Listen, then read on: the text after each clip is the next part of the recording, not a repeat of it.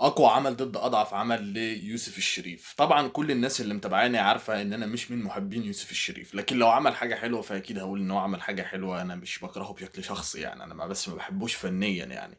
لكن بالنسبه لي اقوى عمل اللي هو عمله فعلا كان مسلسل الصياد. مسلسل الصياد يا جماعه كفكره كان جامد جدا، كاخراج كان جامد جدا، السكريبت مكتوب كويس، ولكن طبعا كتمثيل صباح الفل يعني. يوسف الشريف يعني ما بيحركش وشه اصلا يعني. يوسف الشريف عامل كده على طول، فاهمين الفكره. كانت الانطلاقه بتاعت يوسف الشريف. اما المسلسل اللي كان بالنسبه لي يعني كارثه فنيه، أنا اتفرجت منه على حلقه حسيت ان انا يعني ان انا عيل اهطل، فاهم انت، عشان ممكن تخش عليها فكره زي دي.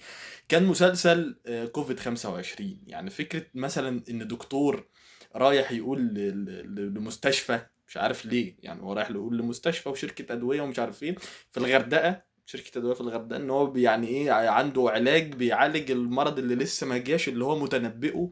فإدوارد ساعتها بيقول هو إيه اللي جابه وبتاع، وغيرانين من بعض وحاسسين إن إحنا في جمعية فتكات. يعني أنا حاسس إن ده في هطل يعني، أنت فاهم الفكرة.